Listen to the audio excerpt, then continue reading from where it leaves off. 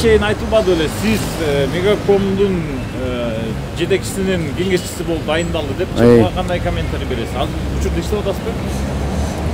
Ооба, 7-декабрда приказ чыккан, Мегаком жетекчисинин кеңешчиси болду. Ал жерге дагы ошо сүйлөшүүлөрдүн негизинде барганбыз. Эч кандай жанагындай кээ бир адамдар мени сүйрөп алып барды, кыйнап алып барды деген бардыгы жалган болчу. Анын бардыгын фото, видео монтаждар менен жасап таратышкан да. Бүгүн деле ошолорду ар кандай ракурста берип, жамандоонун аракеттерин жүргүзүп жатат.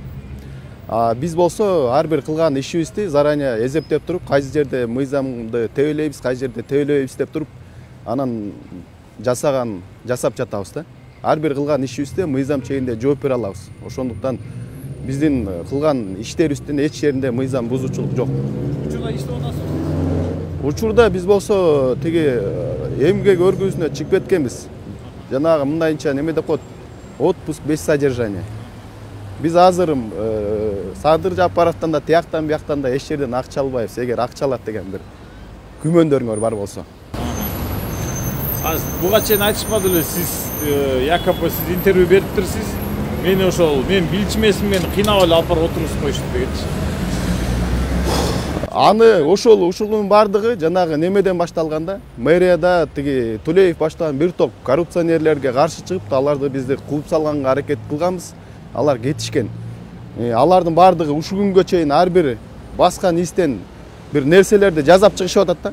Аларды негизи сотко дагы берсе болот. Анткени биздин сүрөттөрүбүздү фотошоп менен жасап жатышат, видео монтаж менен материалдарыбызды, видео кайрылууларыбызды жасап жатат да.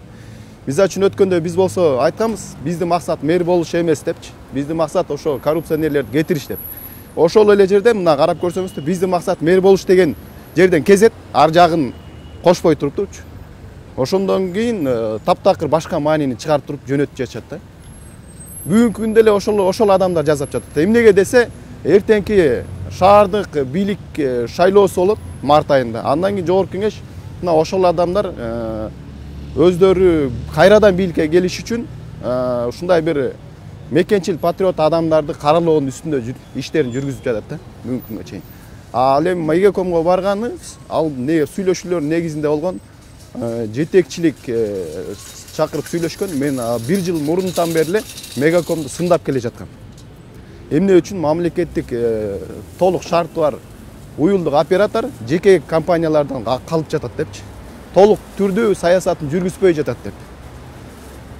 Эми буюрса ал боюнча биз да өзүбүздүн ойлорубузду билдиргенбиз. Ал дагы өзүнүн ички маселелерин сүйлөшүп туруп, анан кийин мындан ары бир чогуу кызмат алып барып туруп, астыңкы компанияга айландырабыз деген бир максаттарды койдук. Ишенип атам, буюрса болот деген. Сиз уюлдук операторлук ошол компанияда иштегенге кандай тажрыйбаңыз бар? Ал жерде мен өзүмдүн жекече ойлорум бар. Бул биринчи, экинчиден көптөр айтып атат, как будто мен ошо генеральный директор, же болбосо бир ошол бир отделдин начальниги болуп туруп, биз үчүн связной отдел деп коет да. Ошонун директорлугуна барган жокпуз да биз. Ал жерден бир мындайча айтканда провод ташыбайбыз ары беричи. Биз саясатына кеңеш беребиз.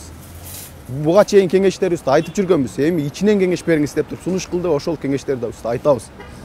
Эмне үчүн мынакей жерлерде ичинде компания иштери аксап атат. Бул иштерди жасасак болот эле, бул иштерди жасасак болот. Ошол иштердин бардыгын биргелешип жасайлы деген сунуш түштү. Биз макул болдук. Биз иштегенге мындайча айтканда кадам таштап баштадык да.